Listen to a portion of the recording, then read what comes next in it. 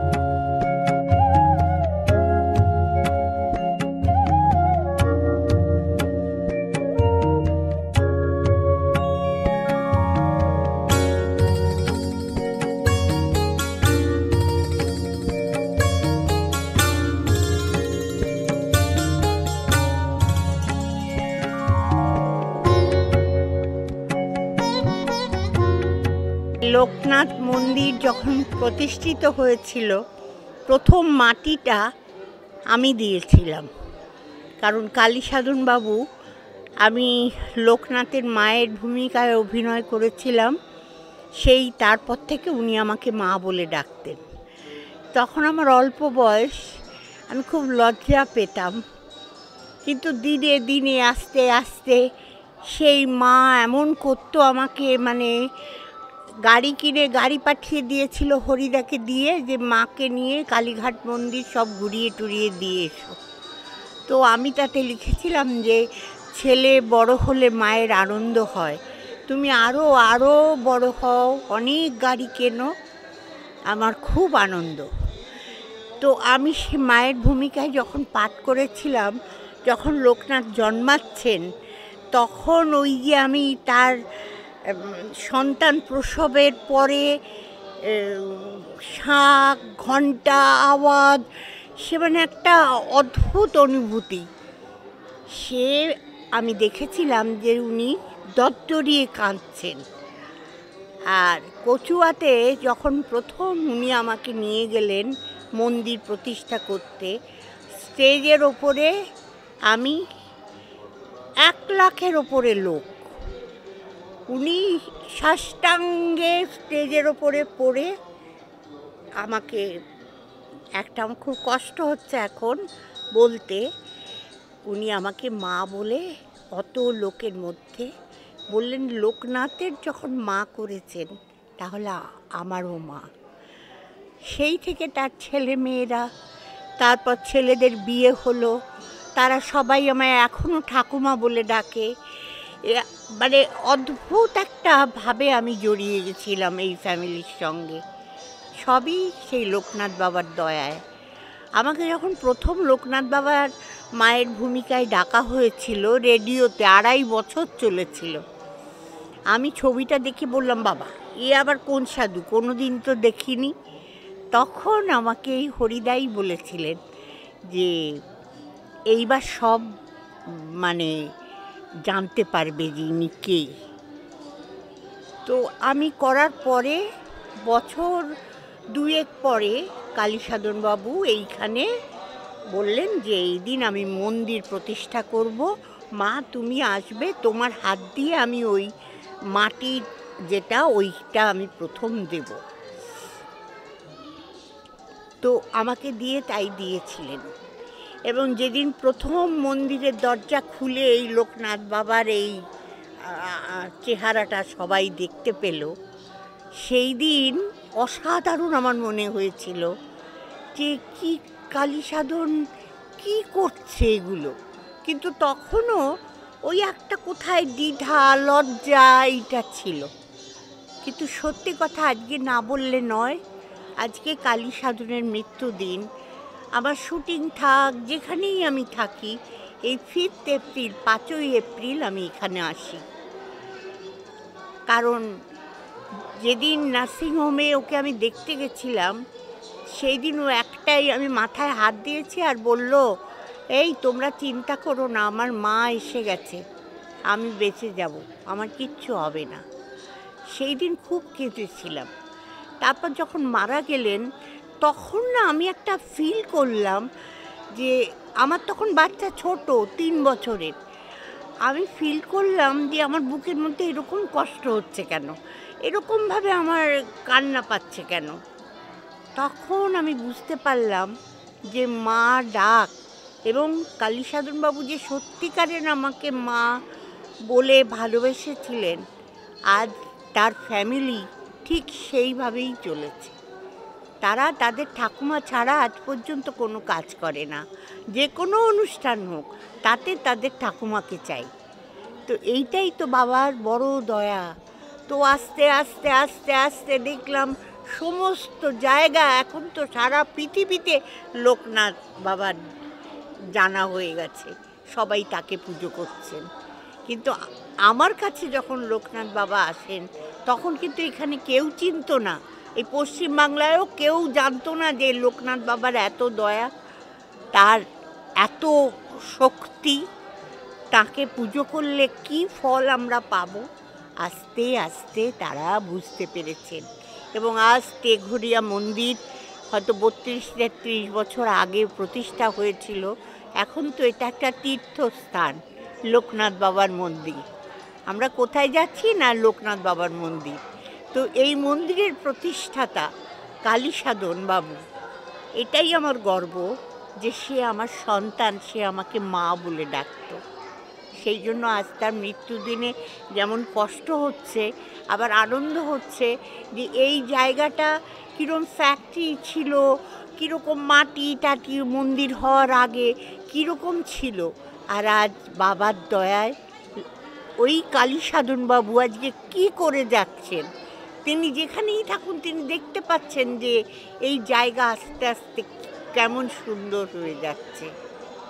কিন্তু আমি যখন দেখেছি সেই লোকনাথ বাবার মন্দির, সেই জায়গা আর এখন নেই, কিন্তু বাবা আছেন এবং বাবার কাছে সবাই আসছেন, বাবাকে ডাকছেন।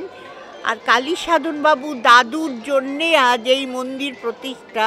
তো তো সেই জন্য এখান থেকে বাবা কোথাও যাবেন না, এখানে থাকবেন।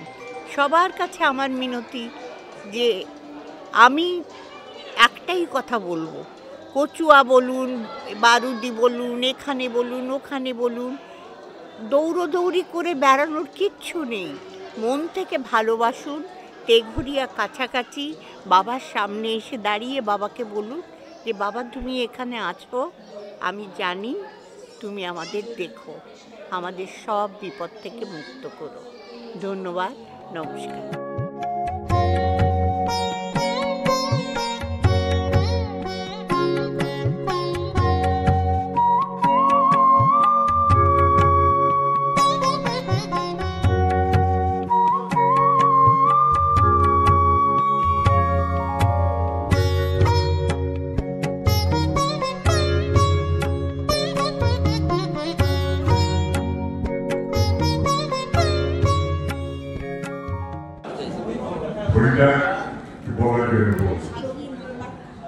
আমার পূজ্যপাঠ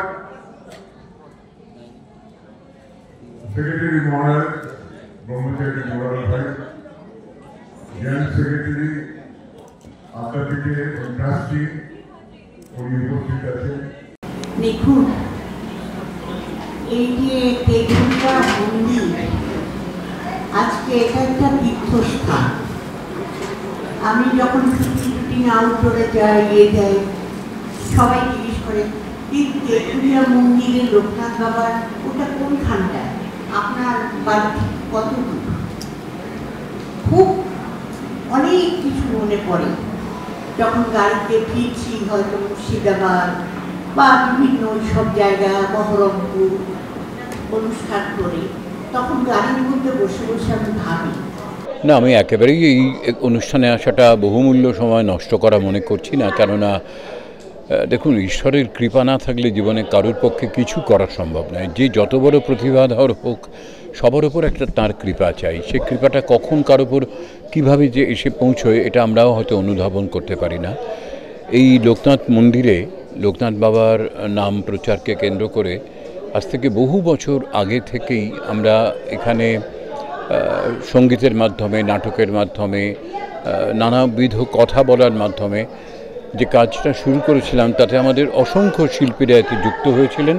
আমার অত্যন্ত সৌভাগ্য যে আমিও সেই কাজে সামিল হতে পেরেছিলাম সেই সময় এবং আজও।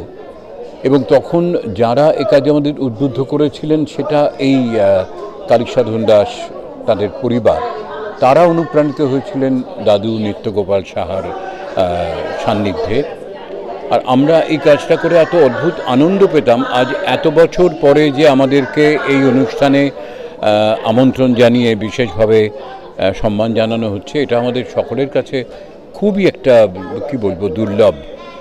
আমার কাছে বিশেষ করে এই জন্যে যে আজ থেকে আমার ঠিক মনে নেই কত বছর আগে, তাও দেখতে দেখতে অনেক বছর হয়ে গেল, এই লোকনাথ মন্দিরে যে সন্ধ্যারতি হয় প্রতি সন্ধেবেলায়, সেই সন্ধেবেলার সেই সন্ধ্যারতিতে প্রতিদিন সেখানে আমার কণ্ঠ বাজে। আমি তো জীবনে কোনোদিন কখনো ভাবিনি এরকম একটা সুযোগ, এমন একটা অবকাশ আমার জীবনে কখনো আসতে পারে। এবং বাবার কতটা কৃপা হলে তিনি এই কাজের জন্যে কোনোভাবে, কোনো সংযোগে আমাকে নির্বাচন করে নিয়েছেন। এবং আমার ভাবতেই রোমাঞ্চ হয় যে পৃথিবীতে যাই হোক না কেন, কোনো একটা মন্দিরে প্রতি সন্ধ্যায় আমার কণ্ঠর মধ্যে দিয়ে বাবার বন্দনা গীত হয়, আরতি করা হয়। এটা আমার কাছে একটা দুর্লভ সম্মান। ফলে লোকনাথ বাবার নামের সঙ্গে আমার একটা অদ্ভুত নিবিড়তা, অন্তরের টান বলতেই পারেন। এখানে এসে আজকে আমার তো মানে অসম্ভব আনন্দ, খুবই পুলকিত।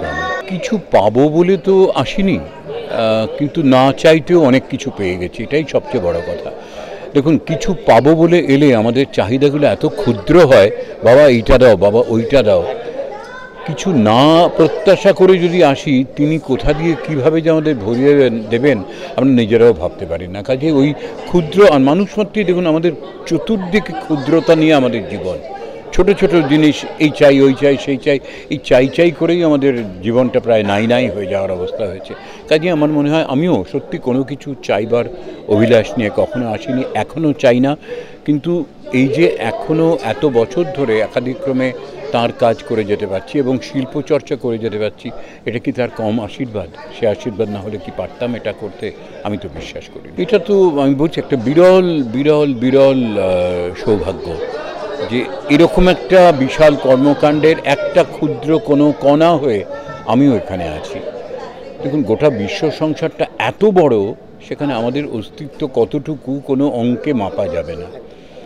সেখানে তবু সেই আমার সামান্যতম যে কাজ করার ক্ষমতা যেটা তিনিই দিয়েছেন, এ তো তিনি তার কাজ আমাকে দিয়ে করিয়ে নিচ্ছেন, এর চাইতে বেশি কিছু আমি মনে করি না। এবং এই কারণেই আমার কৃতজ্ঞতার কোনো শেষ নেই। আমি 6 মাস বয়সে আমার বাবাকে আমি হারিয়েছি।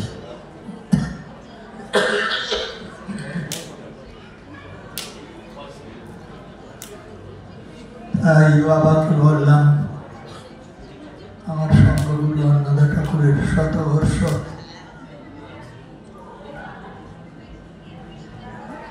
সেখানে 108 ডাক ইত্যাদি দিয়ে ইডেন গার্ডেন থেকে, যেখান থেকে আদামাকে পেয়েছিলেন, সেটা কলকাতায় নিয়ে আসবো। তো কালীসাধন বাবা ডাকলেন, হরি বাবা কি চাই দেখ, সব করে দে। তাই কালীসাধন বাবা সম্বন্ধে বলবার মতো ব্যক্তিগত যোগ্যতা আমার নেই। 90 সালে ওই শতবর্ষ করে দিলেন হরিদার উদ্যোগে।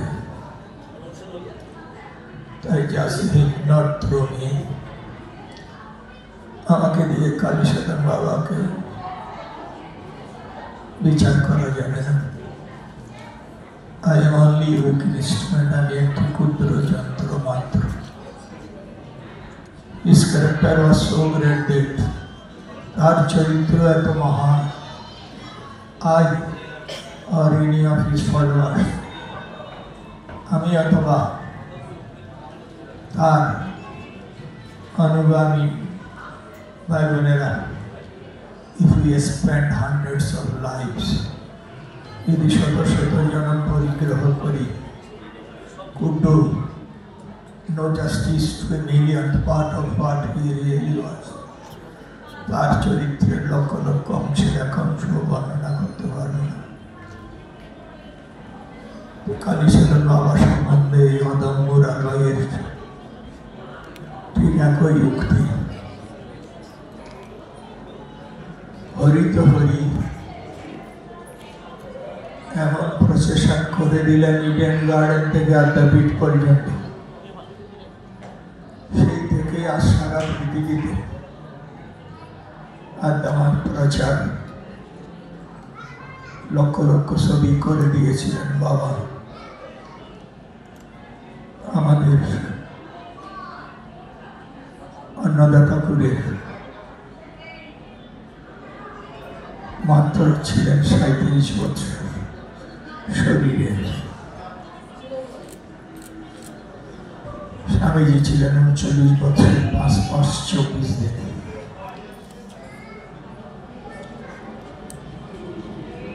এই অল্প বয়সের মধ্যে ওরা সারা পৃথিবী ব্যাপী আমার কালীসাধন বাবা কাজ করে গেছে। স্বামীজি বলতেন, as you have come into the world, leave some mark behind. জগতে যখন এসেছো একটা দাগ রেখে যাও। Otherwise, where is the difference between you and the student that is গাছপালা তো জন্মাচ্ছে, মানুষের মধ্যে আর তফাৎ কি রইল?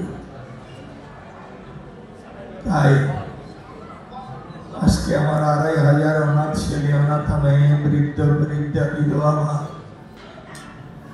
আগামীকাল আমার 2000 কুমারী পূজা, আগামীকাল ইডেন গার্ডেন থেকে আদ্যামাকে অন্নদা ঠাকুর পেয়েছিলেন। সাদা ঠাকুর 28 জন কুমারীকে পূজা করেছিলেন। সেখানে পাতা তুলতে গিয়ে দেখে 29 খানা। সারাদিন চিন্তা করছেন, রাত্রে স্বপ্নে বললেন, আমি এই রামনবমীর দিনে আদ্যাপীঠে যাই কুমারী বেশে। এখন প্রায় 2000 কুমারী, কালকে পূজা হবে, আমাকে তাড়াতাড়ি যেতেও হবে। 82 বছর বয়স, আর পারি না এখন। পরিশেষে লোকনাথ বাবার কাছে প্রার্থনা করি, কালীসাধন বাবার কাছে প্রার্থনা করি, নিত্যগোপাল বাবার কাছে প্রার্থনা করি, সর্বেশন মঙ্গল ভূয়াৎ, সকলের মঙ্গল হোক।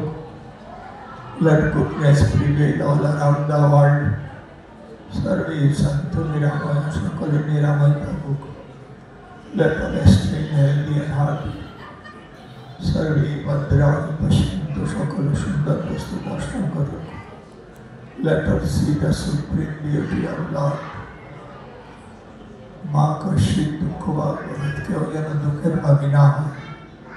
Let no one stay measures. Let there be peace in our world. বিশ্বের কল্যাণ হোক, বিশ্বের কল্যাণ হোক। আমি খুব ছোটবেলায় মা বাবা হয়েছি। আমার বাপ পাশের মাকে খুব মা বলে ডাকি। এখনো 70 বছরের ছেলে মারা গেছে, আমার কষ্ট হয়। এই মায়েদের মধ্যে মা ডেকে আমি ওই জায়গাটা নিবারণ করি। বন্দে মাতরম, জয় হিন্দ, খোদা হাফেজ। আপনারা সকলে রণে বনে জলে জঙ্গলে জগৎ বিপদে পড়বে আমায় স্মরণ করুন, আমি তোমাকে সমস্ত বিপদ থেকে রক্ষা করব। এতক্ষণ সকাল থেকে যারা ছিলেন বা এখন এই যে বিশাল কর্মকাণ্ডের কথা প্রজেক্টারেও দেখলেন, আর নতুন করে কিছু আমি সেগুলো আর বলবো না। আরও কিছু কথা বলবেন যারা আছেন এই অনুষ্ঠানে এখানে উপনীত। শুধু 2-1 কথা আজকের দিনে অনুষ্ঠানের শেষ পর্যায়ে চলে এসেছি।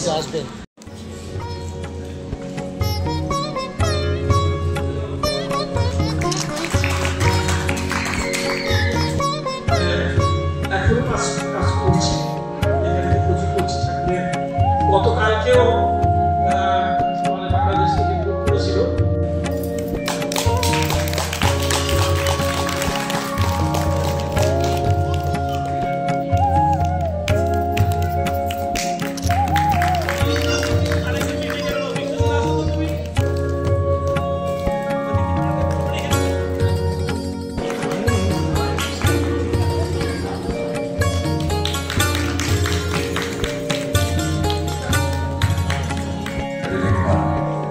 আপনি এবং কর্মযোগী কালীসাধন দাস লক্ষ্য সৃজন প্রতিষ্ঠাতা গৃহী সাধন সন্ধ্যের নিত্যগোপাল দাদুকে গুরু করে রেখেছিলেন।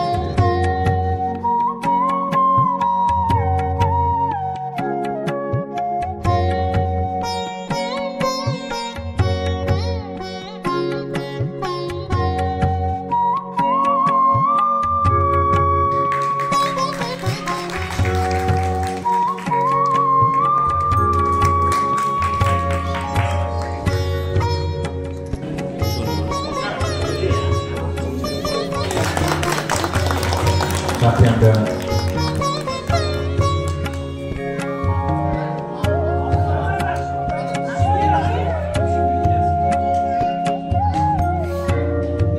এই মানপত্র তিনি গ্রহণ করছেন তার পরবর্তী প্রজন্মের মাধ্যমে।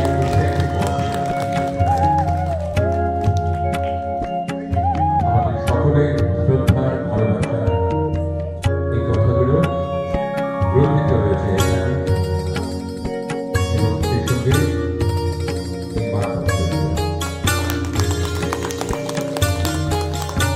সহযোগিতা এই অনুষ্ঠান পূর্ণতা পেয়েছে। সবার হেল্পে এত বড় ইভেন্ট সাকসেসফুল হতে পারে। আলোচনার পরেও গেস্ট আর everything thank you so much for coming নাও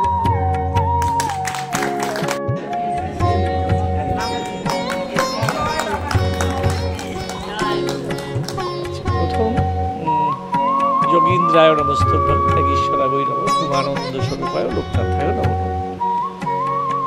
আজকের অনুষ্ঠান যাদেরকে নিয়ে লোকনাথ মহানামের প্রচার ভগীরথ লোকনাথ মিশনের প্রতিষ্ঠাতা শ্রদ্ধেয় দাদু নিত্য গোপাল সাহা এবং তার সহযোগী কর্মযোগী কালীসাধন দাস, তার বারুদি যাওয়ার তার ৭৫ বছর উপলক্ষে আমাদের এই অনুষ্ঠান। এবার হচ্ছে লোকনাথ ব্রহ্মচারীকে নিয়ে এই অনুষ্ঠান। তার অন্যতম কারণ হলো যে লোকনাথ ব্রহ্মচারীকে আজকে গোটা বিশ্বে একটা পরিচিতি এনে দিয়েছে। বিদেশ থেকে বিদেশি একটি মানে মেয়ে ২৩-২০ বছর তারে হবে, ওর একটি গবেষণার বিষয় ছিল লোকনাথ ব্রহ্মচারী। আমার কাছে এই 2023 এসেছিলেন। আসার পরে আমি একটু বিস্মিত হয়েছিলাম যে লোকনাথ ব্রহ্মচারীকে নিয়ে গবেষণা। উনি বললেন হ্যাঁ, কিন্তু গবেষণা কেন, তোমার বিষয়টা বলো। মেম সাহেব আর কি, মানে সে বাংলা শিখেছে, লোকনাথ ব্রহ্মচারী নিয়ে গবেষণা করবে বলে। তখন আমি মেয়েটিকে জিজ্ঞেস করলাম যে তোমার গবেষণার বিষয়টা বলো। তখন বললেন যে ভারতবর্ষ আসলে আমাদের বলা হয় যে আধ্যাত্মিকতার দেশ, এবং এই দেশে সুপ্রাচীন কাল থেকে গুরু পরম্পরা ধারা প্রবাহিত হয়। গঙ্গা এই দেশের শ্রেষ্ঠ নদী, সেই গঙ্গা যেমন প্রবাহিত হয় তার সঙ্গে শাখা নদী, উপনদী, খাল, বিল, নদী, নালা সমস্ত মিশে সাগরে গিয়ে পড়ে। তাহলে এত ধারা যেখানে রয়েছে, গুরু পরম্পরা রয়েছে, সেই জায়গায় দাঁড়িয়ে হঠাৎ করে যে গুরুর দীক্ষায় দীক্ষিত হোক না কেন তার কাছে লোকনাথ স্বামী যাবে কেন? এটা হচ্ছে গবেষণার বিষয়। এবং ভাবনাটা শুনে আমি একটু চমকে উঠেছিলাম যে সত্যিই তো এমনটি তো আমরা কখনো ভাবিনি। আসলে লোকনাথ ব্রহ্মচারী দেহত্যাগের আগে যখন উনি 12ই জ্যৈষ্ঠ 1297-তে উনি বললেন যে আমি 19শে জ্যৈষ্ঠ দেহ রক্ষা করবো, দেহ সংরক্ষা করবো বলেননি, যে গোয়ালিনী বাকে বলেছিলেন যে মাগো অনেক দিন হয়ে গেল এই দেহ খাঁচায় বন্দি আছি, ভাবছি যে আগামী 19শে জ্যৈষ্ঠতে আমি এই খাঁচাটা পরিত্যাগ করব। এইটা শুনে তখন সকলে কান্নাকাটি করলেন এবং ঠাকুর আশ্বাস দিলেন যে চিন্তার কোনো কারণ নেই। গোয়ালিনী বাকে বললেন যে মা বলে দাও না যে ওরা যেন না ভাবে যে আমি নেই, আমি যেমন ছিলাম আমি তেমন আছি, আমি তেমন থাকব। যে কোনো মানুষ যে মুহূর্তে আমাকে স্মরণ করবে সেই মুহূর্তেই আমি তার কাছে উপস্থিত হব, তাকে উদ্ধার করব। তাই লোকনাথ ব্রহ্মচারীর যে মহাবাণী সেটি হলো রণে বনে জলে জঙ্গলে যখনই বিপদে পড়িবে আমায় স্মরণ করিও, আমি রক্ষা করিব। এই যে বিষয়টি, এবং লোকনাথ ব্রহ্মচারী এই যে আগে এই লোকনাথ ব্রহ্মচারী প্রচারের আগে গোটা ভারতবর্ষে দেবতা মানেই কিন্তু সিংহাসনে রাখা তাদের ছবি। লোকনাথ ব্রহ্মচারীর ক্ষেত্রে সেটাকে ভেঙে দেওয়া হলো। কি করা হলো? বলা হলো পকেট ছবি তুমি পকেটে রাখো এবং তোমার বিপদ থেকে উদ্ধার পাবে, তুমি আমার সিংহাসনে রাখো, তুমি বিপদ থেকে উদ্ধার পাবে। এই যে জায়গাটা, এই জায়গাটা কিন্তু একটা সার্বজনীন স্বীকৃতি পেল। যে যে গুরুরই দীক্ষিত হোক, ওই যে বাবা লোকনাথ বলেছেন, সুতরাং আমাকে একটা ছবি রাখতে হবে। এই বোধ, এই ভাবনা, এইটা একটা আন্তর্জাতিক ভাবনা।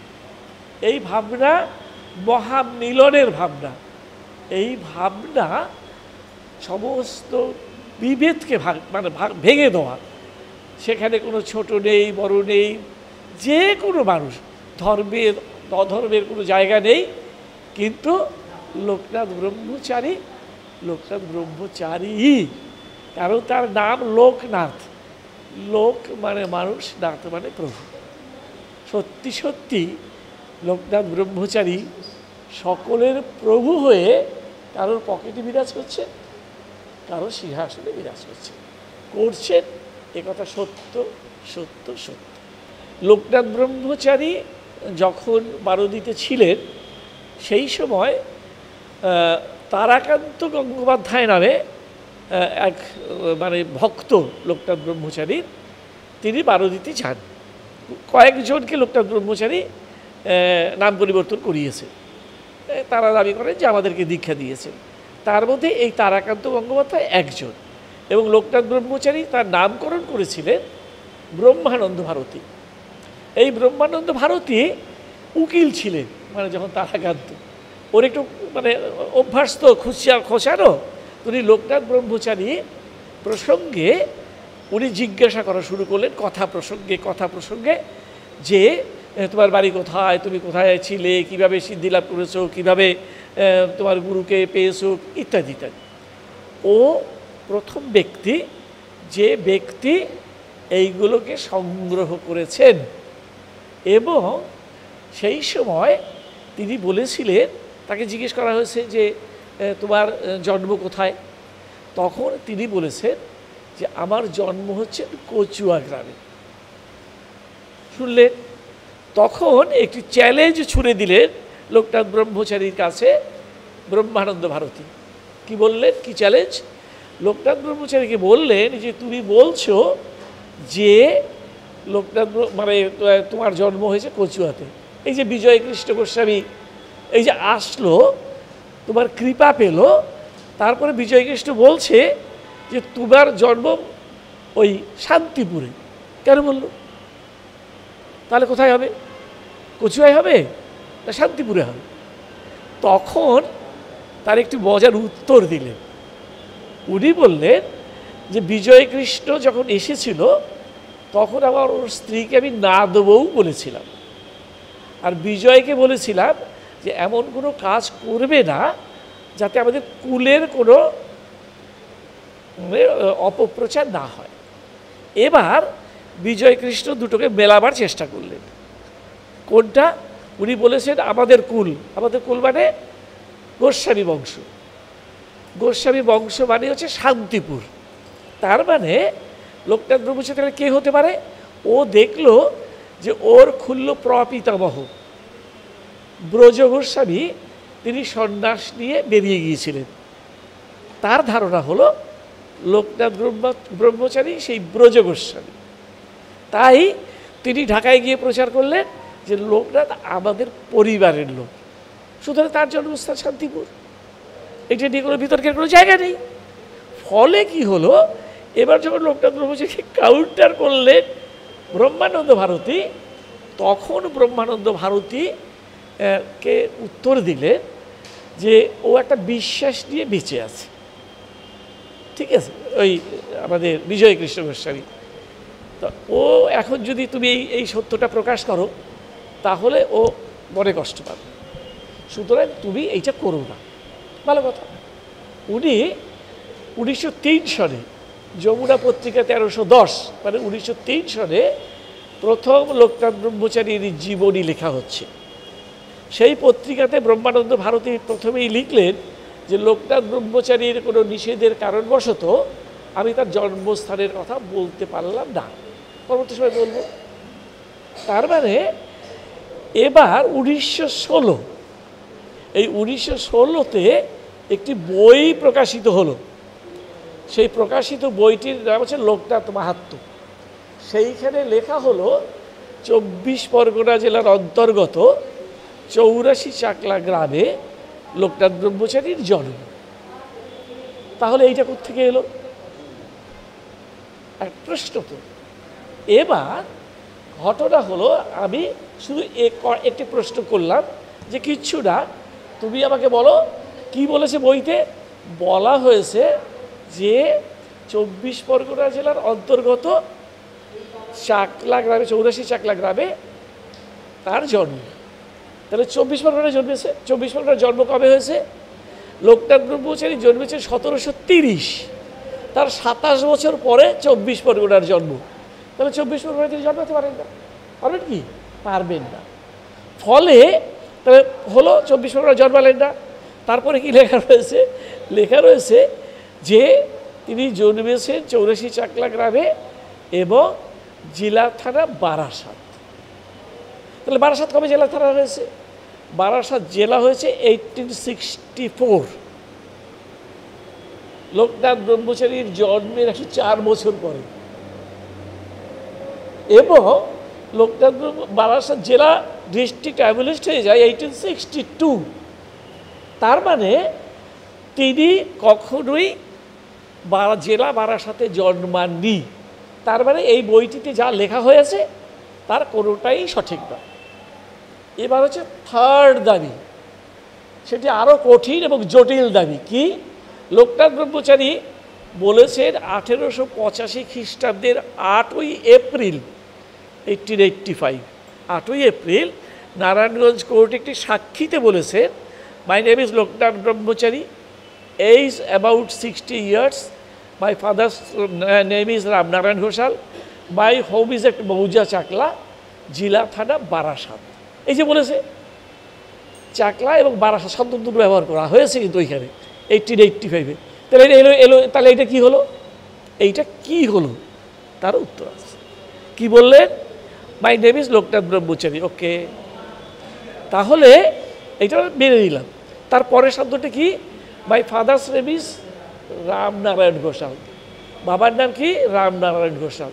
এখানে আবার আপত্তি, একটি কোর্টে দাঁড়িয়ে লোকনাথ ব্রহ্মচারীর মতন একজন সিদ্ধ পুরুষ তিনি তার পূর্বাশ্রমের কথা বলবেন না। সুতরাং কোর্টে দাঁড়িয়ে উনি বলেননি, ইটস কনফার্ম। তারপরে শব্দটি কি?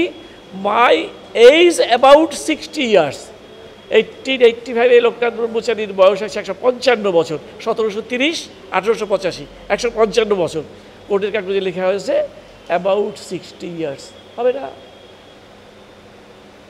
হবে না। যখন আমি যতই দাবি তুলি হবে না। সুতরাং লোকনাথ ব্রহ্মচারী প্রসঙ্গে কোথাও কোনো জায়গায় কোনো বিষয় নিয়ে বিতর্ক নেই, একমাত্র এই শব্দটি ছাড়া, জন্মস্থান চাকলা। এটা ছাড়া কোনো বিতর্কের কোনো জায়গা নেই। সুতরাং এই নিয়ে অযথা লক্ষ লক্ষ টাকা, চাকলা থেকে বলা হচ্ছে লক্ষ লক্ষ টাকা আমরা প্রাইজ দেবো, তোমরা আমাদেরকে প্রমাণ করে দাও চাকলায় জন্মস্থান। জীবনেও হবে না। সবাইকে একসঙ্গে পেয়ে খুবই আনন্দিত, দুঃখের মধ্যেও আনন্দটাকে উপভোগ করলাম। দেখুন, পেছনের দিকে তাকালে তো অনেক কষ্ট, দুঃখ সব কিছু পেরিয়ে এসে এখন ভরা ফ্যামিলি, নাতনির বিয়ে হয়েছে, তার ছেলে মেয়ে, সবাইকে নিয়ে খুব আনন্দিত, ভালোই আছে। তার আশীর্বাদ, সে সব কিছু দেখে যেতে পারিনি, সেটা যেমন দুঃখ, আজকে পরিপূর্ণটা দেখে তাকে জানাই তোমার আশীর্বাদ রেখো, সবাই যেন ভালো থাকে, সুস্থ থাকে। গর্বিত এটাই যে আমি প্রতিদিন এত ভক্তর সমাগম, এত ভক্তের সঙ্গে আমি প্রতিদিন আরতি করি তাদের সামনে, সেটাই আমার আনন্দ এবং খুব ভালো লাগে।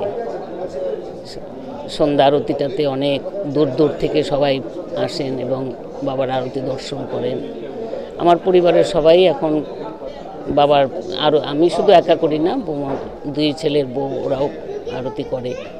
বাবার দিকের প্রচারের জন্য যেমন আমার ভাইরা সবাই মন্দির প্রতিষ্ঠানের সময়ও সকলের সহযোগিতা, সব কিছু আজও অবধি সেইটাকে আমি সবাইকে পাশে পাই। আরও যেন ওরা আরও বাবার নাম যেন সব প্রচার করে আরও আনন্দের সঙ্গে বাবার মন্দির আরও ভালো উজ্জ্বলমান হোক, এটাই আমার কাছে। এই যে আজকে 30-32 বছর হলো স্বামী চলে গেছেন, কিন্তু আমি কোনো কষ্ট বা কষ্ট তো দুঃখ সেটা তো থাকবেই, কিন্তু সহযোগিতা বলুন, আমার ছেলেরা, ছেলের বউরা সবাই আমাকে খুব ভালোভাবেই রেখেছে এবং আমার কোনো মনে কষ্ট বা দুঃখ আমার পেতে হয় না। এই ওর দাদুর মতোই কাজের নেশা এবং আরও ওরা ভালোভাবে করতে চায়, সেই ইচ্ছে, মানে বাবার প্রচার বলুন, বাবার আরও মানে ঠিকভাবে আরও সুন্দরভাবে করার ইচ্ছে সকলের মনেই আছে। ওরা আরও আশীর্বাদ তো বাবাকে সবসময়, ওরা বিপদে পড়ুক, ভালো থাকুক, খারাপ থাকুক, আমাকে জিজ্ঞেস করবে, আমাকে জুই বলে ডাকে, ঠাকুমা দিদা না, জুই। তো বলবে প্রত্যেক নাতিরাই কিছু অসুবিধা হলেই জুই এটা হয়েছে কি করব। যখন আমি ওদের বোঝাতাম বলি, তখন বলবে তুমি এত সঙ্গে সঙ্গে কি করে ডিসিশন নিয়ে নাও, কি করে আমাদের এমন একটা এইভাবে বলো যে আমরা অনেক সাহস পাই এবং কাজের মধ্যে আমরা মানে আরও বেশি আনন্দ পাই। এখানে আসার বহুদিনের আমার ইচ্ছা ছিল। আমি চাকলায় গেছি, কচুয়ায় গেছি, বাবার দর্শন পেয়েছি এবং বাবা আমার প্রাণে আছে, অন্তরের টানে আছেন। বাবাকে কে না ভালোবাসে, সবাই ভালোবাসে, তার সঙ্গে আমিও ভালোবাসি। আজকে খুব বড় একটি দিন। আজকে এখন তো নবরাত্রি চলছে, মহা অষ্টমী, অষ্টমী তিথি। আজকে অন্নপূর্ণা মায়ের পুজো, বাসন্তী মায়ের পুজো। বাবা টেনেছেন, বাবার কাছে চলে এসেছি। বাবার কাছে আসার বহুদিনের ইচ্ছা ছিল, আজকে আসা হয়ে গেল, খুব ভালো লাগছে। বর্ণনা করা যাবে না, যারা না দেখবে, যারা আছো দূর দূরান্তরে, তারা চলে এসো বাবার টানে, বাবার তরে। কারণ বাবা জাগ্রত, বাবার দিকে তাকালে বোঝা যায় বাবা একেবারে সবাইকে কৃপা করার জন্য বসে রয়েছেন। তপস্যা করে করে নিজের জীবনকে ধন্য করেছে, সার্থক করেছেন ভক্তদের জন্য। সেই ভক্তদের কল্যাণের জন্য বাবা এখানে বিরাজিত হয়ে রয়েছেন। তাই সকল ভক্তকে বলছি, আর নয় দূর দূরান্তরে চলে এসো এই তেঘড়িয়ার এই সুন্দর মন্দিরে, বাবার মন্দিরে চলে এসে বাবার আশীর্বাদ নাও, খুব ভালো লাগবে, খুব আনন্দ পাবে। সকলের জন্য বলছি, আমার নাম পরমাত্মা সাধিকা খনামা। আমি এসেছি বরানগর রামকৃষ্ণ দিগদর্শন সেবাশ্রম থেকে। সেখান থেকে আজকে এখানে বাবার দর্শন পেয়ে নিজেকে ধন্য মনে হচ্ছে। খুব একটি শুভ দিনে বাবার আশীর্বাদ নিতে পারলাম, খুব ভালো লাগছে। তোমাদের সঙ্গে আলাপ হলো, তোমাদেরকে দেখতে পেলাম, খুব ভালো লাগছে, খুব আনন্দ। এখানে সকলে রয়েছে। আর সকলকে বলা, বহু আশা নিয়ে আমি এলাম এই পৃথিবীতে। মানুষের মাঝে ভগবান আছে, সেটি খুঁজে নিতে। সকলের চৈতন্য হোক, সকলের মঙ্গল হোক। মঙ্গলময় ঈশ্বর সদাই তোমাদের সঙ্গে থাকুন। তোমরা সকলে অনেক ভালো থাকো, অনেক ভালো থাকো, অনেক ভালো থাকো। বিশ্বের কল্যাণ হোক, বিশ্বের কল্যাণ হোক, বিশ্বের কল্যাণ হোক। জয় বাবা লোকনাথ, জয় বাবা লোকনাথ, জয় বাবা লোকনাথ, জয় বাবা লোকনাথ। আজকে দিনটিকে তেঘড়িয়া শ্রী শ্রী লোকনাথ মন্দির শুভ দিন হিসাবে চিহ্নিত করেছেন। আজকের দিনে শ্রদ্ধেয় কালীসাধন দাস 1993 সালে চলে গেছিলেন, এই 5ই এপ্রিল।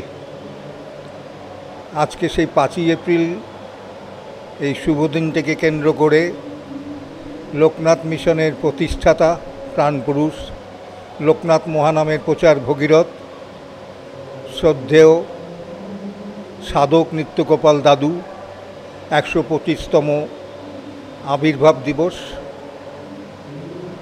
এবং কালীসাধন দাসের শ্রী শ্রী লোকনাথ ব্রহ্মচারীর বাবার মহানাম প্রচারের ইচ্ছা, সংকল্প, অনুভূতি 75 বছর।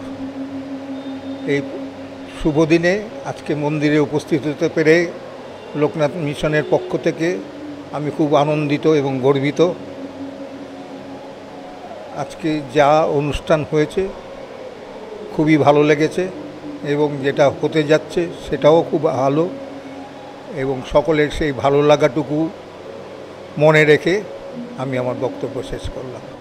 বাবার কাছে চাইলাম লোকনাথ মিশনের উন্নতি এবং যাতে স্মুথলি এগিয়ে যেতে পারে লোকনাথ মিশন জনগণের সেবার মধ্যে দিয়ে, এইটা চেয়েছি। আজকের অনুষ্ঠানের সফলতাও চেয়েছি। লোকনাথ ব্রহ্মচারী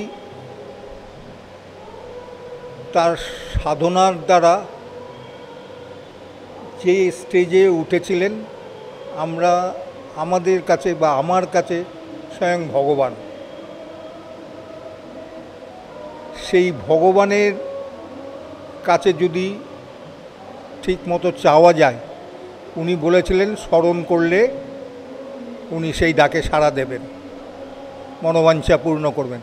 সেই স্মরণ হওয়া চাই, শুধু খাতায় কলমে যেই বানানটা আছে বইয়ে সেই স্মরণটা না, অন্তরে অন্তঃস্থল থেকে যে ডাক। মা বলে সন্তান যখন ডাকে তখন মা সাড়া দেয় না, কিন্তু যখন চেঁচিয়ে ডাকে তখন মা কিন্তু রান্না ফেলে ছুটে চলে আসে সন্তানের কাছে। তো সেই রকমভাবে যদি কেউ ডাকতে পারে, সেই ডাক শুনে লোকনাথ ব্রহ্মচারী তাদের মনোবাঞ্ছা পূর্ণ করে অবশ্যই। যে যার জন্য আপনি বলছেন সারা পৃথিবীতে আজকে ছড়িয়ে গেছে এই বাণী, এটা মহাসত্য বাণী, বাবার অমৃত বাণী। আমরা লোকনাথ মিশন প্রতিষ্ঠাতা দাদুর তিরোধান দিবস প্রতি বছর উদযাপন করি, কিন্তু দাদুর আবির্ভাব উৎসব উদযাপন করতে পারি না, কারণ দাদু সেটা চাইতেন না। আমাদের সে সাহস ছিল না দাদুর সামনে গিয়ে বলবো যে দাদু তোমার জন্মদিনে তোমার অনুষ্ঠান করব, সেই সাহস আমাদের ছিল না। আজকে দাদু চলে যাওয়ার পর 100 বর্ষ উদযাপন হয়েছে, এবার 125তম বর্ষ উদযাপন হবে, এবং সেটা নিয়ে লোকনাথ মিশনের অনেক চিন্তাভাবনা আছে যে আমরা আমাদের যে সকল ইউনিট বা ব্রাঞ্চ ছিল সেই সমস্ত জায়গায়, নর্থ বেঙ্গল, আসাম, ত্রিপুরা, নিউ বঙ্গাইগাঁও আর আমাদের ওয়েস্ট বেঙ্গলের মধ্যে যেই সব জায়গা আছে সব জায়গায় যেখানে যেখানে লোকনাথ মিশনের সংগঠন আছে বা মিশনে ছাড়া মিশনের শুভাকাঙ্ক্ষী যেসব সংগঠন আছে সবাইকে নিয়ে আগামী দিনে এই বছরই ডিসেম্বর মাসে এইটা বাবার 125তম স্মরণ উৎসব উদযাপন করার ইচ্ছা আছে লোকনাথ মিশনের। দাদুর লোকনাথ মিশন প্রতিষ্ঠাতার 125তম স্মরণ উৎসব উদযাপন করার কথা ইচ্ছা আছে লোকনাথ মিশনের। আগামী দিনে আরও মিটিং হবে, আরও যত মিটিং হবে তত কাজের ডিস্ট্রিবিউশন হবে, একজনের পর একজনের চিন্তা কমে আসবে। আমরা বিদেশেও কিছু জায়গায় পাঠাবো চিঠি, যদি সেখানকার প্রতিনিধি আসেন তাহলে সবাই ওয়েলকাম। তার কোথায় হবে সেটা এখনও ঠিক হয়নি, কচুয়ায় হবে না কলকাতায় হবে, সেটা সুবিধা বুঝে ডেলিগেটদের যেভাবে রাখা যাবে সে। আজকে তেঘরিয়া লোকনাথ মন্দিরে নাম সারা পশ্চিমবাংলার প্রতিটি মানুষ জানে, এবং এই তেঘরিয়া লোকনাথ মন্দির যার হাত দিয়ে প্রতিষ্ঠা হয়েছিল তিনি আমাদের সর্বজন শ্রদ্ধেয় লোকনাথ মিশন প্রতিষ্ঠাতা দাদু নিত্যগোপাল সাহা। দাদু নিত্যগোপাল সাহার 125তম আবির্ভাব বর্ষ এটা 2025 সাল। 125 বছর আগে তিনি আবির্ভূত হয়েছিলেন বাংলাদেশের ঢাকা নারায়ণগঞ্জ জেলাতে। বাংলাদেশ থেকে উনি এখানে চলে আসেন পরবর্তী ক্ষেত্রে, এবং তারপরে উনি লোকনাথ মহানামে নিজের জীবনটাকে উৎসর্গ করে দিয়েছিলেন, যার ফলে আজকে আমরা এই যে তেঘরিয়া লোকনাথ মন্দিরে দাঁড়িয়ে আছি, এই তেঘরিয়া লোকনাথ মন্দির ওনার হাত দিয়েই শুরু হয়েছিল। এবং যিনি এই লোকনাথ মন্দির তেঘরিয়া লোকনাথ মন্দির প্রতিষ্ঠা করার স্বপ্ন দেখেছিলেন এবং বাস্তবায়িত করেছিলেন তিনি হলেন স্বর্গীয় কর্মযোগী কালীসাধন দাস, শ্রদ্ধেয় কালীসাধন দাস। এনাদের দুজনের অসীম করুণা এবং অসীম আশীর্বাদ আমি মনে করি আমার মধ্যে বর্ষিত হয়েছে বা হয়। তার কারণ আমি লোকনাথ মিশনের একজন, যিনি আমাদের দাদু নিত্যগোপাল সাহা লোকনাথ মিশনকে তৈরি করে দিয়ে গেছেন, সর্বভারতীয় লোকনাথ মিশনকে, তার আমি একজন অতি ক্ষুদ্র একজন কর্মী হিসেবে আমি তার সেবা করার, কাজ করার সুযোগ পেয়েছি বা পাই। এই তুষারদা আছে, সুবিদ্যা আছে, এরকম লোকনাথ মিশনের যারা কর্মকর্তা আছেন তাদের হাত ধরে। এবং এই তেঘরিয়া লোকনাথ মিশনেরও এই যে আজকে যে কর্মকাণ্ড চলছে দেখছেন, তার লোকনাথ মন্দির যেটা তেঘরিয়া লোকনাথ মন্দির, তার যে কর্মকাণ্ড বা যে কর্মযোগ চলে এখানে সারা বছর ধরে, তারও কাজ করার, সেবামূলক কাজকর্ম করার একটা সুযোগ আমি পেয়েছি এনাদের আশীর্বাদের জন্য, স্বর্গীয় কালীসাধন দাস এবং দাদু নিত্যগোপাল সাহার আশীর্বাদের জন্য। আমি ভীষণভাবে আপ্লুত, ভীষণভাবে আনন্দিত এবং গর্বিত যে আমি আমার মতন একজন ক্ষুদ্র মানুষ, কারণ কি লোকনাথ মিশনে বহু মানুষ আছেন বহুদিন ধরে, তাদের মধ্যে থেকেও আমি একজন ক্ষুদ্র এবং অতি অল্প সময়ের মধ্যে এসেও আমি লোকনাথ মিশনে সেবা করছি বা সেবা কাজ করছি। এইটা আমাকে ভীষণভাবেই সত্যি আমাকে আনন্দ দেয়। আমাদের লোকনাথ মিশনে আপনাদের বলি, দাদু নিত্যগোপাল সাহা যখন লোকনাথ মিশন তৈরি করে গিয়েছিলেন, পাশাপাশি উনি করেছিলেন যেগুলো সারা পশ্চিমবাংলা আপনারা জানেন, আজ থেকে ধরুন 20 বছর 25 বছর 30 বছর আগে এত তো প্রচার এবং প্রসার ছিল না লোকনাথ বাবার, এত মন্দিরও ছিল না সারা ভারতবর্ষে বা পশ্চিমবাংলায়।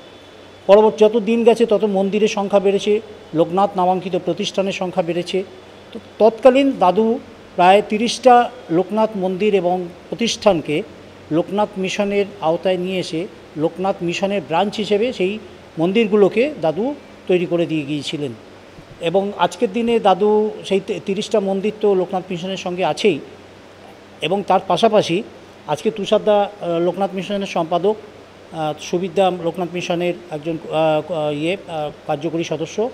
এইরকম যারা লোকনাথ মিশনের যারা কর্মকর্তা আছেন সারা ভারতবর্ষ ব্যাপী, আজকে তুষারদা একটু আগে বলছিলেন যে আসাম, ত্রিপুরা এবং পশ্চিমবাংলার বিভিন্ন জেলায় লোকনাথ মিশনের যে সমস্ত মন্দিরগুলো আছে তাকে একত্রিত করে লোকনাথ মিশনের পথ ধরে বা লোকনাথ মিশনের সঙ্গে নিয়ে চলার অঙ্গীকার এবং পরিকল্পনা এনাদের মধ্যে আছে।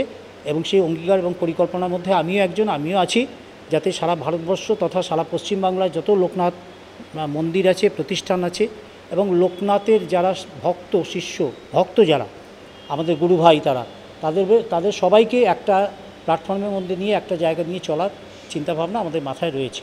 আগামী দিনে সেটা আমরা করার চেষ্টা এবং প্রচেষ্টা চালিয়ে যাচ্ছি। আমি সুবীর মল্লিক, কচুয়া লোকনাথ মিশনের একজন কার্যকরী সদস্য, এবং ভাগ্যক্রমে আমি কচুয়ায় আমার জন্ম, সেটাও আমার। এছাড়া দাদুর বাড়ির একটু রিলেটিভও হই আমি, তো অনেকগুলো পরিচয় নিয়ে আমার পরিচিতি। আমি খুব আশ্চর্য হয়ে যাই যেভাবে যে পরিস্থিতির মধ্যে দাদু এই লোকনাথ বাবার প্রচারটা করেছেন, সত্যি খুব আশ্চর্য হওয়ার মতো। এই কারণে আজকের বাবার কথা অনেকেই বলেছেন এবং বলবেন, সারা বছর আমি বলবো, আমরাও বলবো। কিন্তু আজ দাদুর ব্যাপারে 2-4টে কথা বলি। 1800 খ্রিস্টাব্দ শেষের দিকে থেকে 1900 খ্রিস্টাব্দের প্রথম একটা যে ধর্মীয় বাতাবরণ তৈরি হয়েছিল, সেটা রামকৃষ্ণ দেব, স্বামী বিবেকানন্দ এবং তৎসহ ঋষি অরবিন্দ, সীমা, এই ধরনের একটা ব্যাপার। কিন্তু তার মধ্যে থেকে তার পরবর্তীকালে এই লোকনাথ বাবার প্রচার প্রসারটা যে শুরু হয়েছিল এবং এই দাদুর হাত ধরে, এবং একটা সময় এখনও পর্যন্ত আমাদের এই বাংলায়, পশ্চিমবাংলায় বিশেষ করে এত ধর্মাবলম্বী, যেহেতু এটা আমাদের ভারতবর্ষ তো প্রথমেই আমরা জানি একটা ধর্ম বাতাবরণের দেশ, এখানে তো ধর্ম হবেই। তো সেক্ষেত্রে আমাদের ভারতবর্ষে অনেকেই আছেন, হিন্দি প্রবলা এগুলোতে আছে। আমি শুধুমাত্র বাংলার নিরিখে বলছি, যেখানে হরিচাঁদ ঠাকুর থেকে শুরু করে, যেখানে অনুকূল ঠাকুর থেকে শুরু করে কত ঠাকুরেরই ব্যস্ততা। কিন্তু আজকে দিনে দাদু, নিত্যগোপাল সাহা এবং আমাদের কালীসদন দাস, এখানকার যিনি প্রতিষ্ঠাতা, এদের প্রচেষ্টা এবং শুভচেষ্টার জন্যে আজকে সব ঘরে ঘরে কিন্তু লোকনাথ বাবার একটি করে ছবি আছে, যেটা আপনি অন্য কোনো ধর্মের কোনো ঘরে এটা দেখাতে পারবেন না। এটা আমাদের বিরাট প্রাপ্তি, তারা করে গেছে। এখন তাদের এই কাজটাকে বহন করে নিয়ে যাচ্ছে আমাদের এখন যারা দাদারা আছেন, হরিপদ ভৌমিক আছেন, তুষার বসাক আছেন, তুষারদা আমাদের লোকনাথ মিশনের সেক্রেটারি, তাদের তাদের জায়গাটাকে ওরা খানিকটা মেকআপ দিচ্ছে এবং নিয়ে যাচ্ছেন। আমরা এটাকে যদি ধরতে পারি, আরও অনেক দূরে নিয়ে যেতে পারবো লোকনাথ বাবার প্রচার প্রসারকে। তাই আমি ওনাদের কাছে সত্যি বলছি কৃতজ্ঞ, এবং সত্যি ধন্যবাদ তো দেবো না, তারা আমাদের জন্য যা করে গেছেন আমরা বুঝতে পারিনি এত বড় সাধক ওনারা ছিলেন, যে কাজটা ওনারা করে গেছেন। কারণ সত্যি সেই সময় একটা লিটারেট পার্সনদের ক্ষেত্রে, আজকের দিনে দেখুন রামকৃষ্ণ মিশন বা যে কোনো কিছু, বা স্বামী বিবেকানন্দর একটা এলিট ক্লাসের মধ্যে বিচরণ করে, কিন্তু আম জনতার জন্য লোকনাথ বাবার আছে। সে আপনি একটা রিক্সাতেও দেখবেন লোকনাথ বাবার ছবি আছে, আবার একটা মার্সিডিজ বেঞ্চ গাড়িতেও আছে। এটাই আমাদের বিরাট প্রাপ্তি। শ্রী শ্রী লোকনাথ মন্দিরের পক্ষ থেকে আজকের দিনটা আমাদের কাছে বিশেষভাবে স্মরণীয় এই কারণেই, এই 5ই এপ্রিলে অত্যন্ত একটা দুঃখজনক দিন আমাদের লোকনাথ মন্দিরের পক্ষে, কিন্তু এত দুঃখের মধ্যেও এই দিনটিকে আমরা একটু অন্যভাবে আজকে শ্রদ্ধা জ্ঞাপন করছি।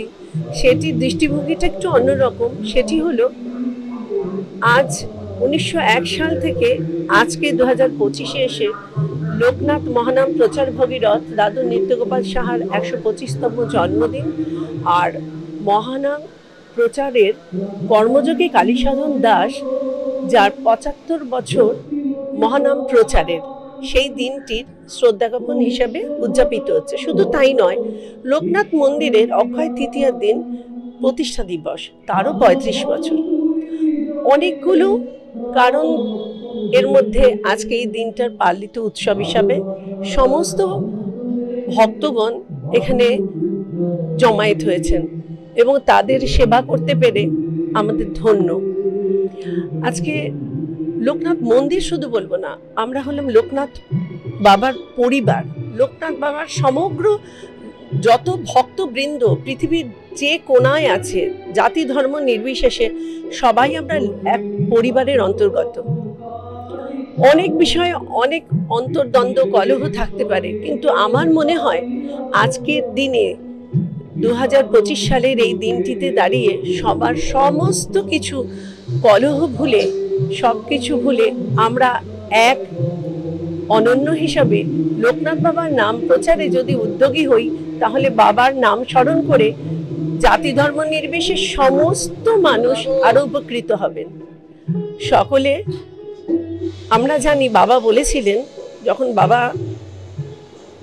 ব্রহ্মলোকে চলে গেলেন আমাদের ছেড়ে, লোকনাথ বাবা বলে গিয়েছিলেন 100 বছর পরে আমি ঘরে ঘরে উপনীত হব। তো ঘরে ঘরে উপনীত হব, সেই কথাটি বাস্তবায়িত হয়েছে। কিন্তু আজকে এই মহানাম প্রচার ভগীরথ পঞ্চরত্নের জন্য, তো বাবার নাম প্রচারের জন্য আপ্রাণ প্রচেষ্টা, সে ভাবা যায় না। যারা এগুলো নিজের চোখে না দেখেছেন তারা কখনো কল্পনাও করতে পারবেন না কত অটল বিশ্বাস, অনড়ভাবে অটল শক্তিতে, মানে যেভাবেও বাবার প্রচার আমাদের করতে হবে। কিভাবে করব জানি না, তার নতুনভাবে চিন্তা ভাবনা করে সকলের মধ্যে বাবার নামকে প্রচার করো। ছোট বড় উনি কোনো বয়স দেখতেন না। আমার শ্বশুরমশাই বাবার নাম প্রচারের জন্য অনেকগুলো দিককে বেছে নিয়েছিলেন। তার মধ্যে ছোট পকেট ফটো বিলি, 65 লক্ষ ছোট পকেট বিলি করে ছবি বিলি করেছিলেন উনি সমস্ত মানুষের মধ্যে, শুধু ছোটদেরই নয়।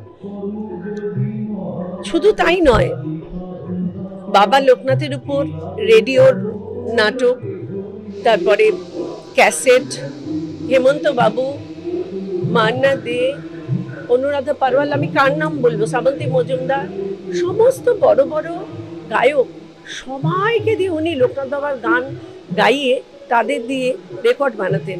আজকে সেগুলো পেন ড্রাইভে সমস্ত ভক্তকুলের মধ্যে প্রচারের জন্য আজকের দিনটিতে এই লোকনাথ মন্দির থেকে পাওয়া যাচ্ছে। সবসময় বাবা নতুনভাবে ভাবনা চিন্তা করেন। ইভেন উনি একটা মুভিও বানিয়েছিলেন।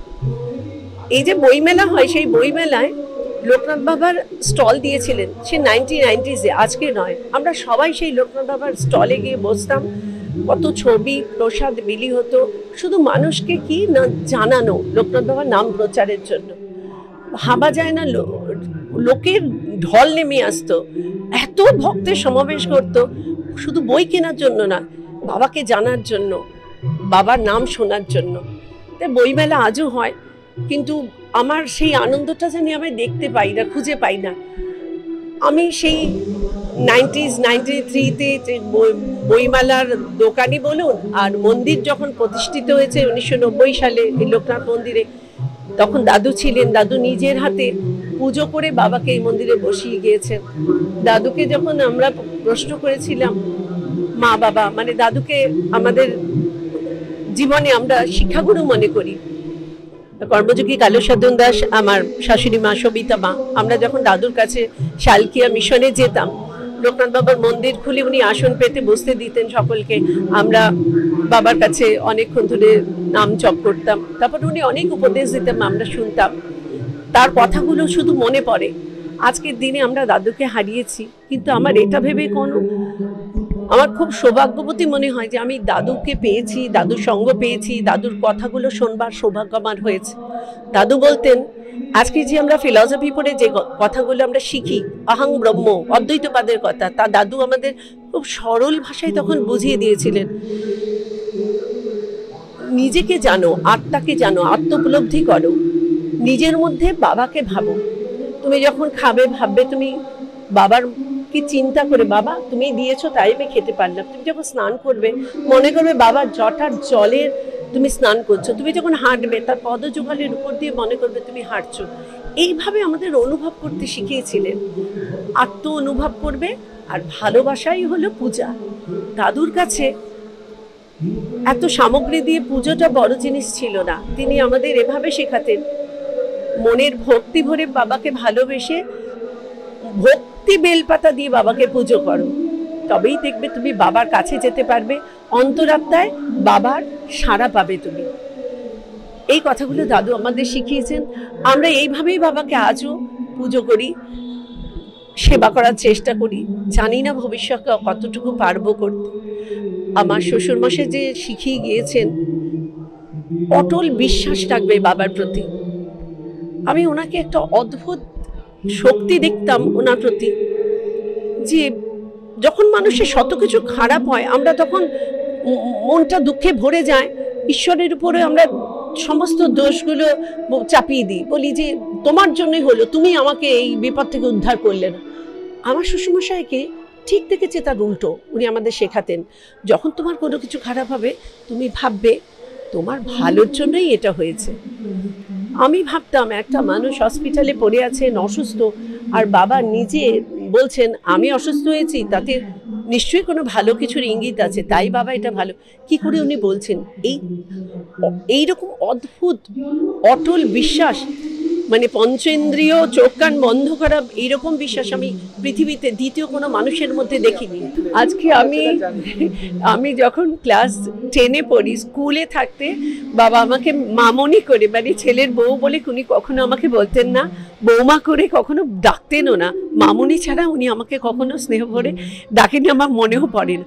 শুধু বলতেন যে জীবনে কিছু ভালো কিছু করতে গেলে না মন প্রাণ উজাড় করে বাবাকে ডাকো। ওই যে একটা কথা বাবা আমাদের বলে গিয়েছেন, বাবা বলতেন রণে বনে জলে জঙ্গলে যখনই বিপদে পড়িবে আমাকে স্মরণ করিও, আমিই রক্ষা করিব। শতবর্ষ পরে বাবার এই কথাগুলোই আমরা মনে রেখে আজও লোকনাথ মন্দিরে এই 35 বছর ধরে বাবার সেবা চলছে। এই অঙ্গনে দাঁড়িয়ে আমি এইটুকুই শুধু বাবার কাছে কামনা, ভবিষ্যতে যেন আমরা এভাবে বাবার সেবা করে দিতে পারি। আর এই ভক্তগণ যারা বাবার এই দুয়ারে এসে বাবার কাছে তাদের আকুল প্রার্থনা জানায়, বাবা যদি তাদের আশীর্বাদ ধন্য করেন, এইটুকুই কামনা করি। প্রত্যেক মানুষের জানেন, এটা দাদু বলতেন, আমার শ্বশুরমশাই কর্মযোগে কালীসাধন দাসও শিখিয়ে গিয়েছেন। আমি এটা মনে করি, যেহেতু আমি নিজে একজন ডক্টরেট অ্যাজ আ ফিলসফির সাবজেক্টের উপর, আমি এটা দেখেছি, তুমি জীবনে যত কিছু শিক্ষা দীক্ষা ডিগ্রি যাই নাও কেন, তুমি জীবনে যে কর্মটুকু করবে সেটুকুই তোমার ফল হিসাবে থেকে যাবে। সে ইহকালী বলো পরকালী বলো, তুমি কি করছো। দাদু বলতেন সারাদিন পর হিসাব করবে, তুমি কটা ভালো কাজ করলে কটা খারাপ কাজ করলে, পরের দিন সেই হিসাবের জায়গা থেকে আবার নতুন করে শুরু করবে। আমিও ছোটবেলা থেকে আমি মানে আমার জন্মটাও খুব এক ধর্মীয় পরিবেশে হয়েছে। মানে আমার বাবা বৈষ্ণব প্রাণা শ্রী হরিপদ সাহা, উনি প্রয়াত হয়েছেন। আমার মা ভক্তি প্রাণা শ্রীমতী শোভা সাহা, ওনারা দুজনেই আজকে রাধারানী শ্রীচরণ পাদপদ্ম পেয়েছেন। তারা পরম বৈষ্ণব ছিলেন।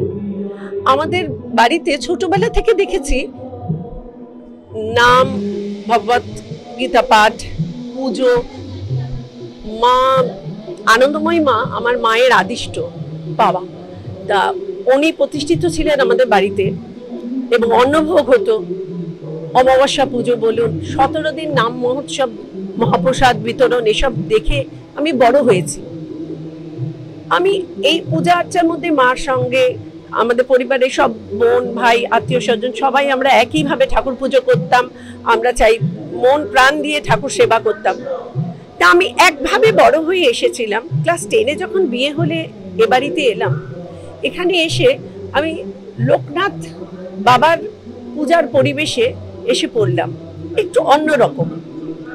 আমি প্রথম ঠিক বুঝতে পারতাম না জিনিসটা, ভাবতাম এবারে এই কীর্তনের বৈষ্ণব মহল থেকে যে এখানে এসে পড়লাম, লোকনাথ জগতের যেহেতু দীক্ষা নেই, শুধু শিক্ষা, লোকনাথ বাবার নাম জপ এগুলোর মধ্যে দিয়ে চলতে চলতে বাবার কাছে শিক্ষা পেতে পেতে, দাদুর শিক্ষাগুরু হিসেবে তার শিক্ষায় উপদেশ পেয়ে আজকে আমি এমন একটা জায়গায় এসে পৌঁছেছি। আমার মনে শুধু এইটুকুই ভাবনা যে আজকে যে মন্দির, যে মন্দির তেঘরিয়া লোকনাথ মন্দির প্রতিষ্ঠিত হয়েছে সারা বিশ্বে, যে লোকনাথ মন্দিরের নাম আজকে কর্মযোগী কালীসদন দাসের জন্য নাম ছড়িয়ে পড়েছে, সেই মন্দিরের নাম বাবার কৃপায় জানে আরো আরো আপামর জনসাধারণের মধ্যে ছড়িয়ে পড়ুক, এবং তার একজন অংশীদার হতে পেরে আমি জীবনে ধন্য, গর্বিত। সবাইকে ভালো রাখুন, সবাইকে সুখে শান্তিতে সুস্থ থাকুক আপামর জনসাধারণ বাবার ভক্ত করুন, আর কিচ্ছু নয়। আমরা জানি সকলকে, সমস্ত মানুষ যারা বাবার কাছে আসে তাদের এভাবেই সেবা পূজা করে যেতে পারি। নমস্কার। লোকনাথ প্রচার ভগীরথ ওনার এই বছর 2025 সালটি হচ্ছে আবির্ভাবের 125 বছর, এবং কালীসাধন বাবুর লোকনাথ জগতে এবং বারোদি যাওয়ার 75 বছর উপলক্ষে আজ তেঘরিয়া লোকনাথ মন্দিরে একটি স্মরণ উৎসবের আয়োজন করা হয়েছে, এবং এই অনুষ্ঠানে আমাদের মধ্যে পেয়ে গেছি শ্রদ্ধেয় চন্দ্রদেব ঘোষাল মহাশয়কে। চন্দ্রদেব ঘোষালের একটি পরিচয় আপনাদেরকে দিই। চন্দ্রদেব ঘোষাল হচ্ছেন, উনি বাবা লোকনাথ ব্রহ্মচারী, অর্থাৎ লোকনাথ ঘোষাল বাবা লোকনাথ ব্রহ্মচারীর বংশোদ্ভূত একজন সন্তান। ওনারা অষ্টম বংশধর, চন্দ্রদেব ঘোষাল লোকনাথ বাবার অষ্টম বংশধর। আমি ওনার কাছ থেকে কিছু জেনে নেব আজকের এই শুভ অনুষ্ঠান সম্পর্কে। খুব ভালো লাগছে, কারণ বিশেষ করে দাদুর কথা বারবার মনে হচ্ছে। দাদু আমাদের বাড়িতে তো প্রায় যেতেন, শালকিয়া কলডাঙ্গা লেন থেকে উনি প্রায় ওখানে যেতেন বাবার কাছে, বাবা অর্থাৎ নীলমণি ঘোষালের কাছে। এবং দাদু প্রথম উত্থাপন করেন ওই কচুয়া লোকনাথ ব্রহ্মচারীর যেখানে এখন মন্দির প্রতিষ্ঠা হয়েছে, ওই মন্দিরে মন্দিরে এই আমাদের ওই মন্দিরে তখন স্থাপন করবার জন্য। এখন আমাদের তুষারবাবু আছেন সেক্রেটারি, আর বিভিন্ন লোক সব আছেন, এবং এরা সব দাদুর নৃত্যগোপাল নৃত্য, এই তুষার বাবলার নৃত্য, এই তিনজনই তার শিষ্য ছিল। এবং তুষারদা হচ্ছে বেশি তার ঘনিষ্ঠ ছিল, বাবলা তারপরে ছিল, বাবলা দা মারা গেল পরে। যাই হোক, দাদু প্রায় যেতেন। দাদু বাবা উনি এমনই নাচড় বান্ধাই লোকনাথ করে যে বাবাকে এত সহজে কনভিন্স করতে পারবেন সেটা আমরা আশা করতে পারিনি। বাবা বিশেষ করে ভাইদের বড় ভাই, আমার জেঠা কাকার মধ্যে বাবা ছিলেন পঞ্চম ভাই, বড় মেজো সেজো, তারপর তারপর ছোট। বাবা সবাইয়ের মোটামুটি একটা কথা এমনি জাস্ট মৌখিক বলে বাবা এক কথায় হ্যাঁ করে দিয়েছিলেন। কিন্তু পরে এই নিয়ে একটু অশান্তি হয়েছিল, কিন্তু পরবর্তীকালে কেউ কিছু করতে পারেনি। এই কারণেই যে বাবাটা সৎ কাজে দান করেছিলেন। বাবা লোকনাথের এই যে একটা মন্দির প্রতিষ্ঠা হবে এবং গৃহীতে থাকার ব্যবস্থা হবে, বিশেষ করে যারা বয়স্ক লোক, স্কুল কলেজ নানা রকম হবে, অনেক কিছু এদের প্রচেষ্টা ছিল, বহুমুখী প্রতিভা ছিল। যাই হোক, সব কিছু করার জন্য বাবা রাজি হয়েছিলেন। এবং বাবা তখন পেছন পেয়ে তাকায়ও নি যে আমরা পরবর্তীকালে গিয়ে আমাদের কোনো গেস্ট হাউস বা কোনো ঘরটা থাকার জন্য জায়গা পাবো কি না, যেটা আমরা এখন হয়তো চিন্তা করছি। বাবা সব তাকায়নি, কারণ কি বাবা দানের পর কোনো পেছন থেকে তাকায়। আমরা তো জন্মের থেকে বহুদিন ধরে আমরা দেখছি ওখানে আমাদের একটা ওই যেখানটা এখন রজমন্দির আছে, রজমন্দিরের জায়গাতে একটা আমাদের টালি চালের একটা মন্দির ছিল বাবার লোকনাথের, সেইখানেই বাবা পুজো করতেন। শুধু তাই না, এই বিশেষ দিনে, আজকের দিনে শনিবার অন্নপূর্ণা পূজার দিনে ওখানে বিশাল লোকজন খাওয়ানো হতো এই লোকনাথের উদ্দেশ্যেই। এবং এই লোকনাথের জন্মাষ্টমীর দিনে তো বিরাট অনুষ্ঠান হতো। আমরা জন্ম থেকে এটা দেখে আসছি, যেমন বেণুমাধব ব্যানার্জির বাড়ি আমাদের কচুয়াতেই, ভগবান গাঙ্গুলির বাড়ি কচুয়াতেই, লোকনাথের যিনি গুরু ছিলেন, এবং এরা তিনজনে একসঙ্গে উপনয়নের পরের দিন ভোরবেলায় এরা বেরিয়ে যান কচুয়া গ্রাম থেকে। এটা আমরা জানি, বাবা মুখে শুনেছি, এটা আমরা বিশেষ করে জানি যে কারণ যেহেতু গাঙ্গুলি বাড়ি এবং ভগবান গাঙ্গুলি সবই ওখানে, বেণুমাধব বাড়ি সবই ওখানে আছে, এবং নঙ্কু মানে আমাদের ওই গাঙ্গুলি বাড়ি একজন ডাকনাম নঙ্কু গাঙ্গুলি ছিল, সে আমাদের ওই মন্দিরে পূজারী ছিলেন, তিনি পূজা করতেন। এবং সবাই এটা জানে, পাহাড় পাড়া যাওয়া শুরু করে প্রত্যেকে আমাদের। আপনি ছোটবেলা থেকেই জেনে আসছেন আপনার বাপ ঠাকুর দাদার কাছ থেকে যে লোকনাথ ব্রহ্মচারী ওই ভিটাতে কচুয়া, যেখানে কচুয়াতে ছিলেন। উনি তো বেশি দিন বাড়িতে থাকেননি, কোনো উপনয়নের 3 থেকে উনি বেরিয়ে গেছিলেন, 11 বছর। হ্যাঁ, তবে কালীঘাট যান, কালীঘাট থেকে বিভিন্ন জায়গা সারা ভারতবর্ষে ঘুরে টুরে, এবং দোলঙ্গী স্বামীর সঙ্গে দেখা হয়েছিল, বিভিন্ন জায়গার সঙ্গে ঘুরে টুরে উনি লাস্টে গিয়ে চন্দ্রনাথ পাহাড়ে গিয়ে ওখানে উনি আশ্রয় নিয়েছিলেন। তার যাওয়ার ভগবান গাঙ্গুলিকে পরের অপূর্ব জিনিস, ভগবান গাঙ্গুলি ওনার গুরু হয়ে সেই গুরু আবার ওনার কাছে দীক্ষা নিয়েছিলেন পরে। সেটা আমাদের ভালো হরিদা ভালো জানে। দীর্ঘদিন তো জেনে আসছে কচুয়ার এবং লোকনাথ মন্দির বলে ওখানে দীর্ঘদিন। তখন তো লোকনাথ নিয়ে এত উন্মাদনাটা ছিল না, তো যাই হোক তখন লোকনাথ, এখন ঘরে ঘরে লোকনাথ হয়েছে। এবং আমি যেখানে এখন থাকি বালি উত্তরপাড়া, ওখানে বিশাল লোকনাথ মন্দির আছে, সমস্ত জায়গায়। এখন লোকনাথ মন্দির নেই কোন জায়গায় কেউ বলতে পারবে না, লোকনাথ মন্দির সর্ব জায়গাতেই আছে। এখন সেই মন্দিরটা দ্বাদশ লিঙ্গ প্রতিষ্ঠা হয়েছে, কাঁকড়া যেটা হয়েছে, এবং ওখান থেকে 1 কিলোমিটার আমাদের কচুয়া মন্দির, ওখান থেকে যাতায়াতে এই আর কি বিশেষ। হ্যাঁ, এটা দাদুর কাছে আমার পুরো শুনেছি, দাদু আমাদের সমস্ত বলতেন, কারণ দাদু তো কলডাঙ্গালায় থাকতেন, দাদু ওখানে গিয়ে আমাদের প্রায়ই বলতেন, এবং হরিবাবু মাঝে মাঝে যেতেন। দাদুর যে আরেকজন চেলা ছিল তপনদাও তো সব কিছু জানতেন। তপনদা আমাদের যে বারাসাতে মন্দির ছিল, তপনদা তো মারা গেল শুনলাম পরে। তপনদাও আমাদের বাড়িতে প্রায়ই যেতেন, দাদুকে উনিই নিয়ে যেতেন। হ্যাঁ, আমাদেরও খুব ভালো লাগছে, সবাই এসছে। আমরা এটাই চেয়েছিলাম যে লোকনাথ ব্রহ্মচারীর আজকে আমরা এই অনুষ্ঠানটা করেছি যাতে সবাই আসুক, সেটাই হয়েছে। ওনার বংশধররাও এসছে, দাদু নিত্যগোপাল সাহার বংশধররাও এসছেন। তো আমরা খুবই ধন্য ওনাদেরকে, মানে ওনাদের দর্শন করেছি, তাতেই আমাদের খুব খুশি। লোকনাথ বাবাকে দর্শন করতে পারিনি, কিন্তু ওনাদের বংশধরকে দর্শন করে আজকে আমাদের খুব ভালো লাগছে। লোকনাথ বাবা, বেণীমাধব গাঙ্গুলি, ভৈরব গাঙ্গুলি সবারই বংশধর যারা, তারা সবাই এসছেন। তো এইটা সেই জন্য আমরা খুবই গর্বিত, আনন্দিত। আর এই মহানাম, লোকনাথ মহানামের প্রচারটা যাতে আমরা চালিয়ে যেতে পারি, সেটা সবার আশীর্বাদ চাই, যাতে আমরা এই প্রচারটা যেটা আমার বাবা শুরু করেছিলেন, নিত্যগোপাল শাহ শুরু করেছিলেন, সেটা যেন আমরা কন্টিনিউ করতে পারি। দেখুন, লোকনাথ ব্রহ্মচারী ওনার একটাই বাণী ছিল, সেটা উনি বলতেন যে রণে বনে জলে জঙ্গলে যখনই বিপদে পড়বে আমায় স্মরণ করিও, আমি রক্ষা করিব। এবং এটা বাস্তব সত্য। আপনি যদি যে কোনো লোককে জিজ্ঞেস করেন, তারা বলবে হ্যাঁ এটা প্রমাণিত, আমরা এটা পেয়েছি, যখনই আমরা বিপদে পড়েছি আমরা স্মরণ করেছি এবং সেই বিপদ থেকে আমরা উদ্ধারও পেয়েছি। তো তার জন্য লোকে সবাই আসে এখানে, দূর দূরান্ত থেকে এখানে আসে। খুবই ভালো লাগে যখনই এগুলো আমরা জানতে পারি, আর আমরা সবসময় চেষ্টা করি যাতে বাবার প্রচারটা আরও বেশি করে করতে পারি। আমরা যে উপকারটা পেয়েছি, আমরা চাইছি যে সকল মানুষগণ এই উপকারটা পায় আর লোকনাথ বাবাকে এরকমই ধরে রাখতে পারে, তাতেই আমাদের আনন্দ। আমরা এটাই চাই যে যেরকম ঘরে ঘরে যেন লোকনাথ বাবা আরও আমরা পৌঁছে দিতে পারি ওনাকে, সেটাই একমাত্র আমরা চাই। এই কর্মযজ্ঞ শুরু হয়েছিল যবে থেকে, শুরু থেকেই আমি আছি, একেবারেই প্রথম থেকে। নাটকের সঙ্গীত পরিচালনা থেকে শুরু করে হেমন্ত মুখোপাধ্যায়, আরতি মুখোপাধ্যায়, শ্রাবন্তী মজুমদার এবং বিভিন্ন আরও শিল্পীর গানের সুর করা, এবং নিজেও বহু প্রচুর গান করেছি। দীর্ঘদিন নানা কাজে এই মন্দিরের সঙ্গে যুক্ত। কচুয়া মন্দির প্রতিষ্ঠিত হয়নি তখন থেকেই, তার আগে থেকে আমি এদের সঙ্গে যুক্ত। তারপর তেঘরিয়া মন্দির হলো, দাদুকে, নিত্যগোপাল সাহাকে দেখেছি, কালীসাধন দাসকে দেখেছি, ভালো মানুষ ছিল, অত্যন্ত ভীষণ কর্মযোগী বলতাম।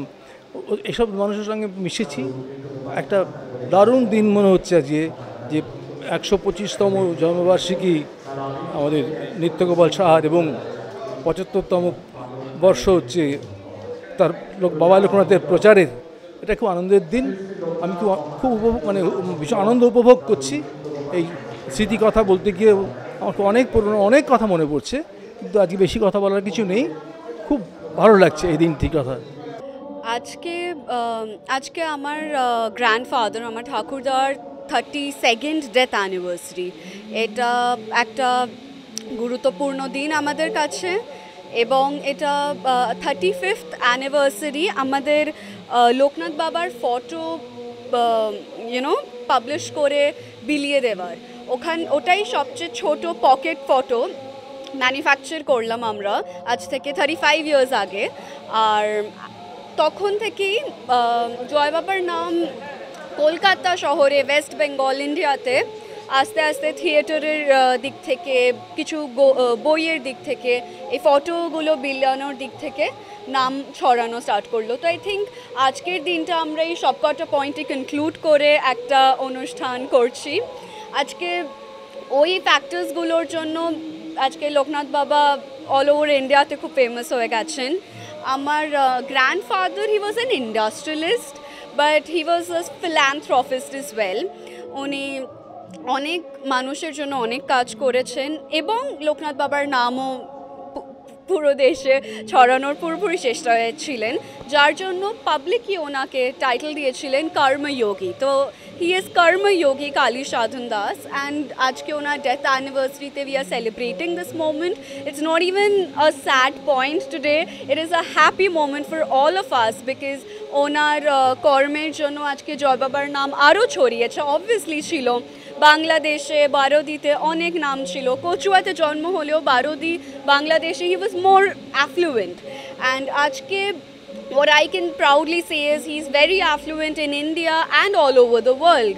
So I think ওটা খুব over the period of time হয়েছে, স্পেশালি last 50 years, হাফ সেঞ্চুরিতে এটা খুবই একটা এমিনেন্ট পয়েন্ট হয়ে দাঁড়িয়েছে। অ্যান্ড নাও আজকে আমরা মন্দির দেখতে পাবো, ইভেন ইন আমেরিকা ওখানে ভক্তরা আছে যারা মন্দির বানাচ্ছে।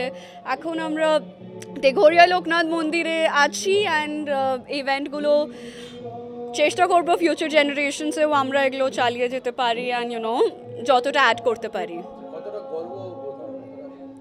অ্যাবসলিউটলি খুবই গর্ববোধ হয়, because he is the truest example of a কর্মযোগী। বিকজ উনি শুধু খুব আর একটা দিক হয় ভক্ত যোগটা, যেখানে মানুষ একটা তপস্যার দিকে যায়, কিন্তু মাই গ্র্যান্ডফাদার উনি কর্মযোগের দিকে গেছেন, যেখানে উনি সোসাইটিতে থেকেছে, সোসাইটির মানুষের জন্য করেছেন।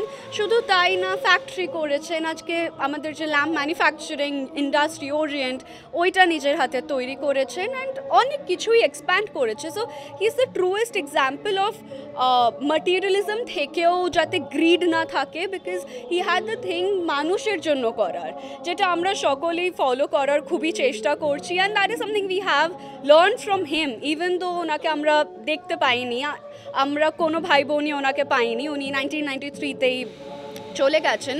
কিন্তু আই থিঙ্ক ওনার যে ফিলসফিটা, that is there, and that will always be evergreen to all of us.